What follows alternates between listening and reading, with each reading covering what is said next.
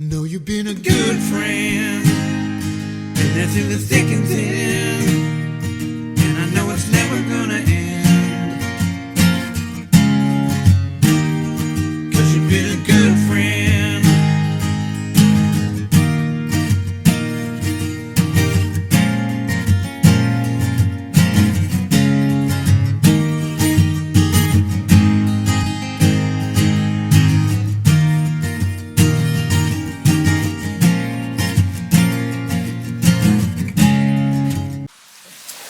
Hi, I'm Rhenda. Hi, Jim. We're Hardiness Approach.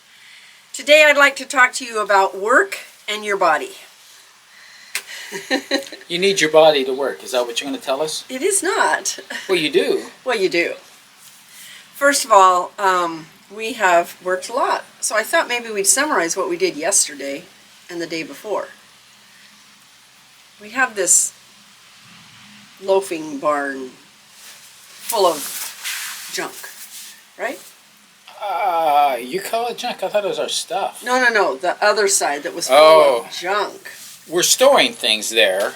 We have our tractor, our VCS tractor, our lawn tractor, and some other tooly kind of things. But it had a lot of junk. Things that need thrown away. Things that needed thrown away before we left 2 years ago. And they were still there. It accumulated. That was the place to put things that didn't belong here, and eventually they were going away. It also was a loafing shed, loafing barn. So it had the crib where cows could go and get hay.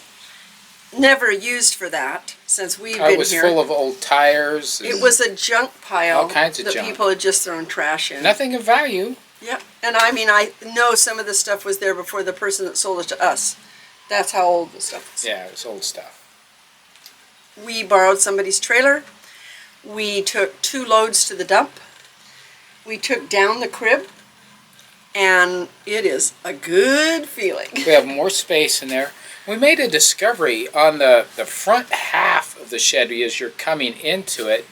There's like cement on there. Concrete floor. I mean, it's old kind of. It's a different color than I'm used to seeing.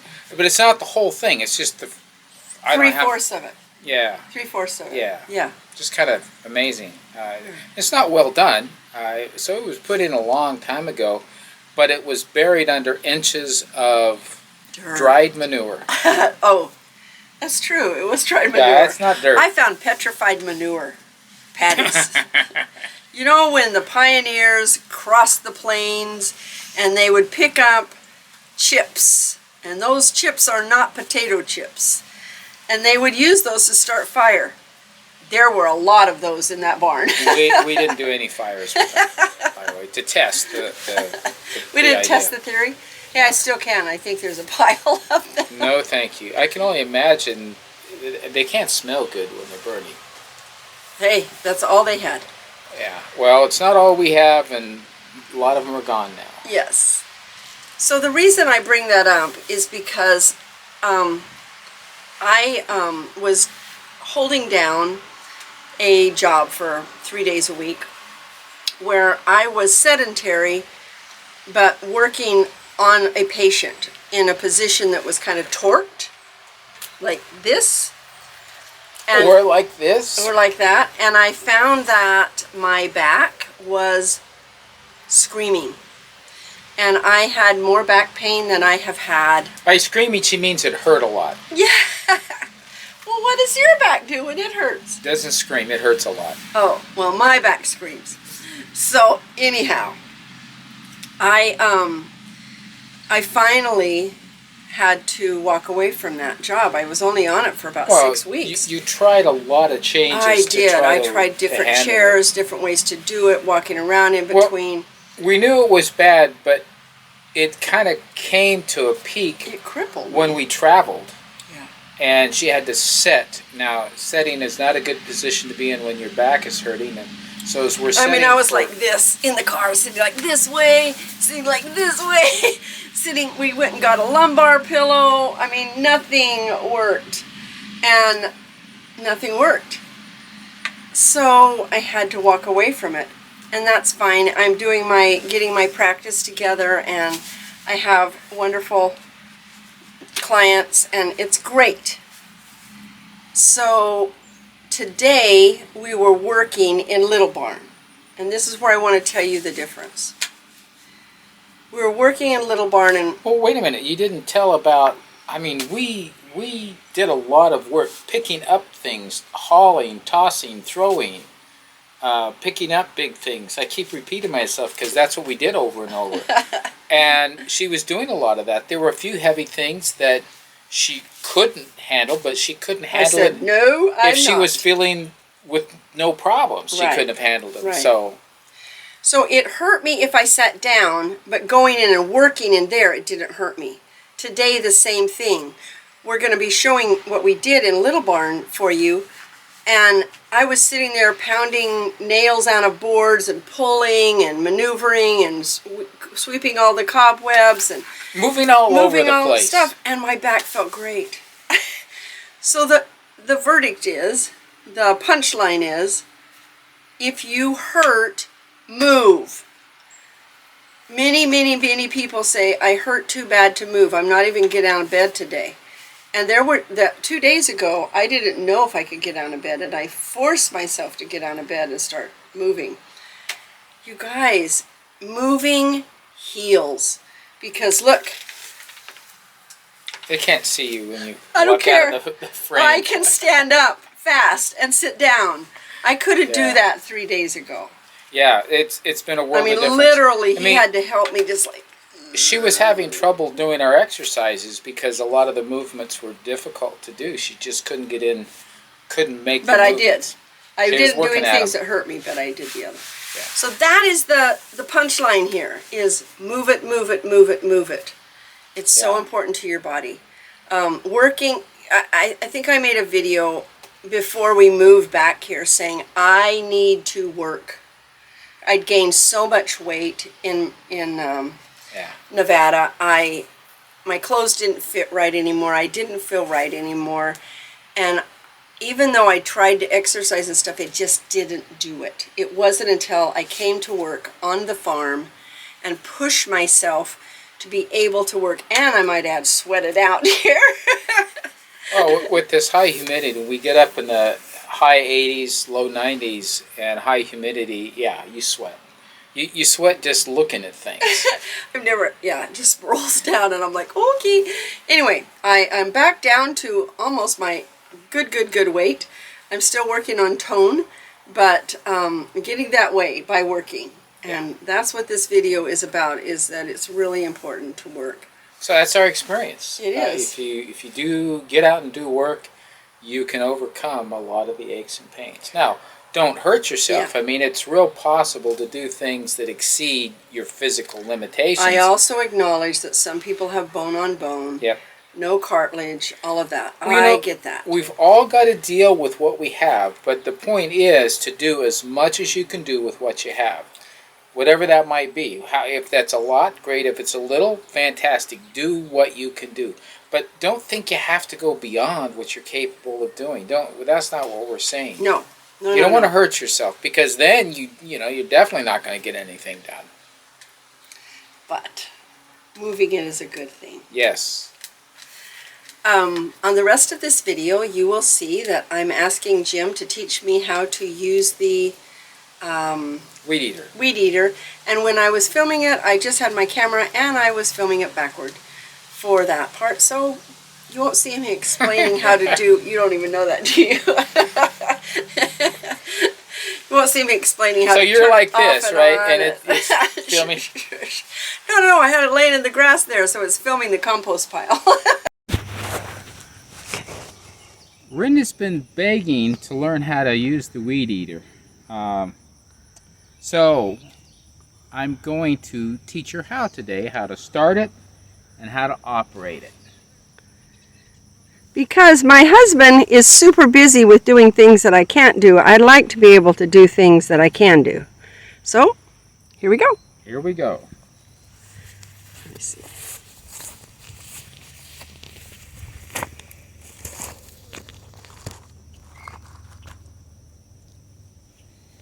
I don't know if that's showing anything.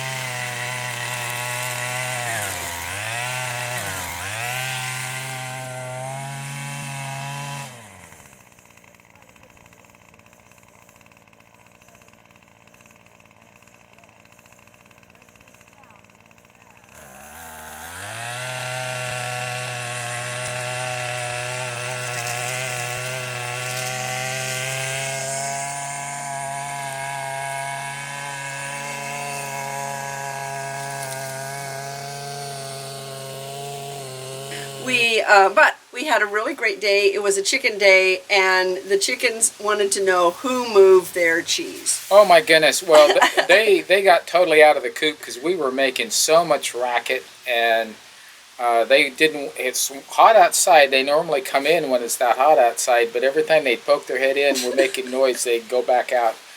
So they were really curious. The one was standing at the door going, "Okay, they're doing this. Okay, they're doing this now.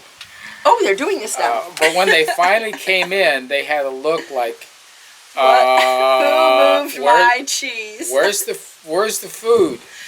Where's my leg mark? Where's the fence that used to be here? We thought we would just surprise them all in one day rather than doing it a little bit each day. The chickens have been outside because they've been afraid of all the noise, and now we're trying to get them back in. The wall is down. The layer is moved over here. So much lighter in here and more ventilation. I've got the screen door on there, screen door here, and that's a screen door. And we've moved everything on them though, so they just got to find it. Their feed we decided to move over here so you don't have to step down to feel it. That's their sleeping area and their in and out area. And then this is their water, laying, and feed area. Now we have completed this part of the chicken coop. It's awesome, and we'll just keep building it up on the ground. Next we have to, if you see out the window here, over their chicken run, we've got to put a tin roof on there to keep the heat off of them because they're so hot out there.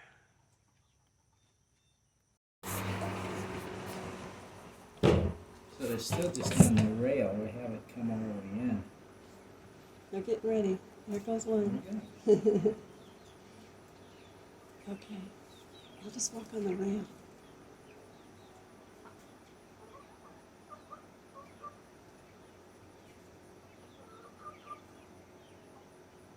Who moved my cheese, huh?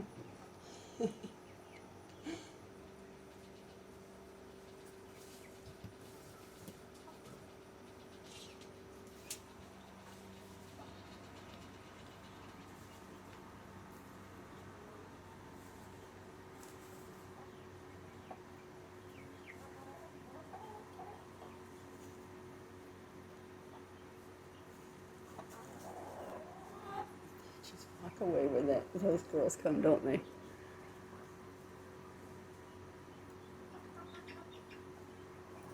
Yeah, you're right. 2 hanging things would be good.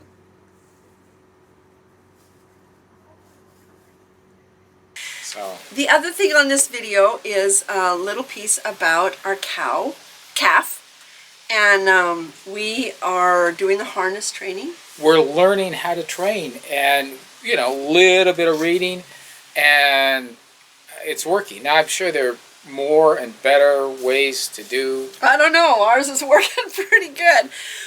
We watched some YouTube videos on it, and you put it on and tie them, and they're going to fight and fight and fight and fight and fight, and you just, let them do it while you're milking. So we put it on him and a few days ago, and then would just brush him, and didn't tie him up, just brush him. And then we did that in the evening, we did it in the morning, we did it in the evening, we did it in the morning. And then this morning, he actually tied him up. And he lay down. He just laid down. You'll see a picture of that. That said, he He's a does wild, try to get away he's from a me wild when child. I'm putting it He's on. a little wild child. But, so, you know, when he gets up to multiple hundreds of pounds, it's going to be, you know, right now he can step on my foot and it's no big deal. He gets bigger, it's Gotta be a big deal. I want him to be used to it by then and have a good experience. And that's a question for those of you who do have calves that you have halter trained for whether it's for show or whatever it might be.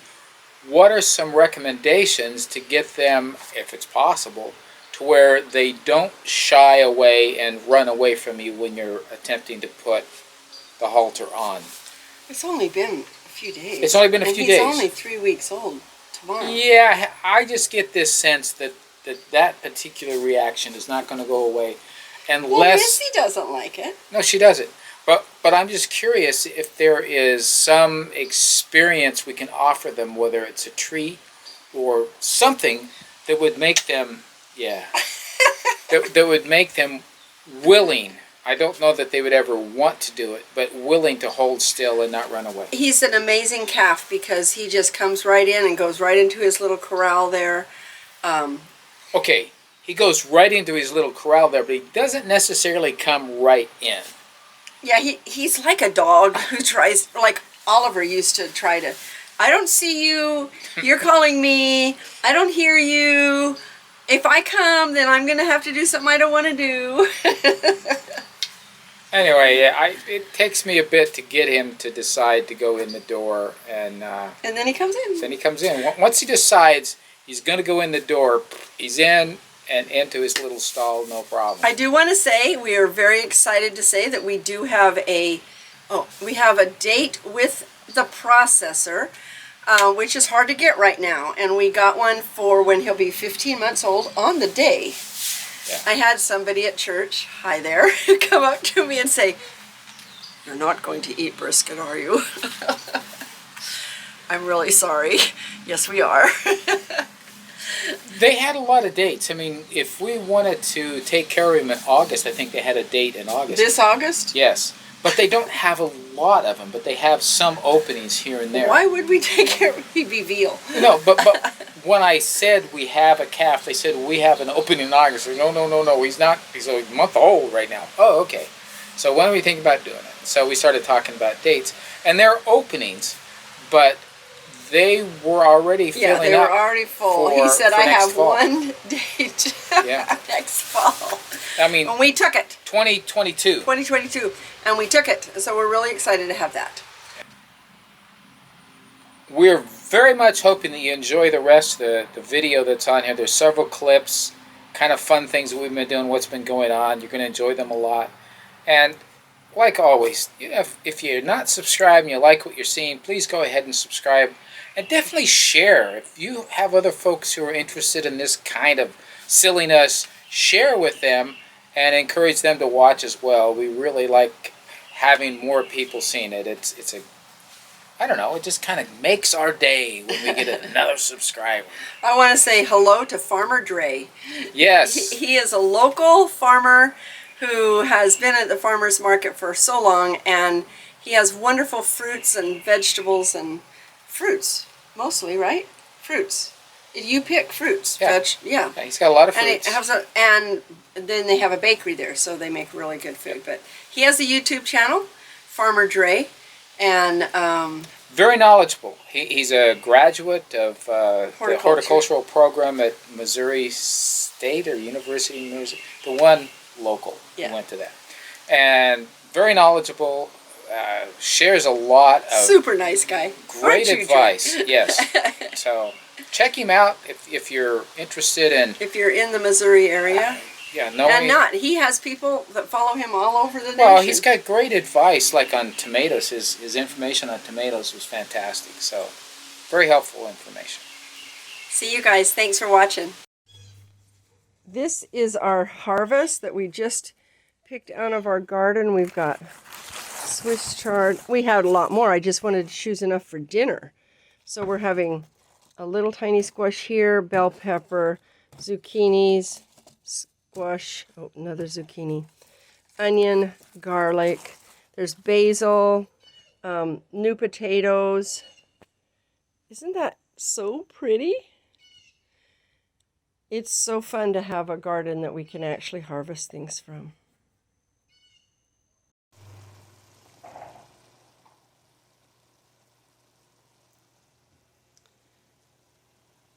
One of our viewers asked how you cook Swiss chard. So I'm just going to show you what I've done here. I've actually taken the stem, and a lot of times people don't use the stem, but I've taken the stem and I've cut them up pretty small. Let me get one little piece. Oops, like that. And I sauteed them with onions and seasoning. And Jim, what all did you bring in? Some basil. Uh-huh. Some thyme. Uh-huh. Some rosemary. Uh-huh. That's it. That's it. And then he brought in all the Swiss chard. And so we cut the Swiss chard up into tiny little strips, the leaf part, okay? And we put in after all the other is cooked and softened, and let it cook together. Then I've added garlic, and I added about 3 cloves of garlic, maybe 4. That's from our garden too. And then little baby tomatoes, cherry tomatoes. And all kinds of salt, pepper. I put some Italian seasoning in there. And then we'll have it with butter on the top, melting down. And one of the recipes I said today one of the recipes I saw is that you can put some balsamic vinegar over it just as it's done, still in the pan, and stir that in. So I think I'm going to try that. Hey, just experiment with it. It's super good for you. And if you don't want to start out with the stems, don't. Just cut them off of the stems, cut them really small, and saute them. Always onions makes everything taste better. Jim is preparing the chicken tractor for the baby chicks, the sea monsters, the whatever you want to call them, our food. And we made this with Austin and Dan 3 years ago. And Austin was gracious enough to allow us to use this, have this, not sure which, but we're grateful to have it. And after these chickens are done, we're going to add a 2-foot addition on the bottom so that it's raised up a little higher, because we found last time when we used it we didn't care for it to be this low for our age. So today he's going to be working on that. We're going to mow this in here so it's a little bit lower for the chicks, and I'm going to weed eat around the corral and some other places that need to be eaten. And good morning, cows, how are you? If you look, we got all 15 of our chicks out here. We are going to put a tarp over this to cover them from the sun, but we wanted to get them out now, and the sun's not a problem. Really, the tarp is more for the rain, which is not happening right now. This is everything I weed eated over here. Yay! So imagine that it was long weeds all along the fence, which, as you know, that's what fences do. And for example, over here, this still has them. This is where all the hog panels, cattle panels were stacked, and so we couldn't get to it to weed eat. We're going to finish this up, and then we put the hog panels on. Yeah, we put some of the hog panels on that are ready to go on and won't be in the way as we move these chicks around. So these are up to encourage the little piggies to stay here, although... Now you might ask, what are you talking about, little piggies and little chickens? What are you talking about? This is our pig house that we built 3 years ago. I'll put the video on that shows that. We have the intentions to get 2 pigs. We're either going to get some Hereford pigs if they're still available, and if that's not the case, we're going to get some red wattles again, which hopefully they're available. We're going to take everything we learned and we'll show that video. Now, for those of you who are concerned that the little pigs are going to go through here, you're absolutely right. They'll be able to go through this one when we first get them, most likely. They'll be that size. So we're going to have to do something to Well, we're going to, this off. aren't we going to put a little electric fence thing out? Well, we want to train them to electric fences because we're going to be using that around the side for them when we start moving them paddock-wise.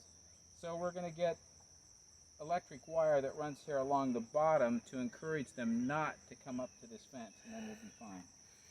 And then what we will be doing is, after they're big enough, we'll be moving them into this area that's like an area in between where the cows are and here. And it's electric fenced all on that side and it's fenced all on this side. And they'll just move down here, completely going into the forest. So chickens are here for now and they only have 3 weeks of life left in them. We have a family reunion in October. Let me say that again. We have a family reunion for Jim's birthday in Colorado, the 3rd week of July. And when we get back, they will be ready. So we'll be moving around this paddock and up underneath our big tree and even on the roundabout. So we're just keeping them close. Yep. There's no reason, for the short time that they're going to be in there, there's no reason to have them far away from us. Keep them where we've got some good grass and we can keep an eye on them. Less likely that predators will try to do anything. But this is a very well-built chicken tractor. It uses hardware wire all the way around it, to the doors, every part of it, so nothing can get into it. It's held on very securely. The only trick will be making certain that there are no gaps where critters can get underneath the sides, and that's easy enough to do. All right, but like we said, we're going to build a 2-foot for this thing to be on with wheels on that. So yeah, we may not get it done before these guys are finished. We'll see. It's not a priority. There's a ton of other priorities. But eventually we do want it to be a little higher so that we have better, larger doors and better access to it. That's what we found. I mean, this was a very easy construction.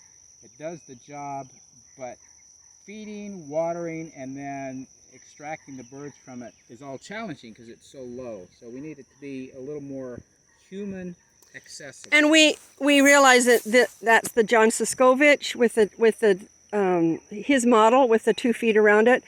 And when we made this, we were just trying for lighter and less expensive, but John's works. So we're going back to his. We have all of his plans and everything. Okay. This is one of our projects that we are doing to be able to reduce the flies. That's the gate door that goes into the milking parlor, and this has just been manure for a long time. So we're cleaning it out and spreading it thinly throughout the field so that it can dry out and not collect the flies.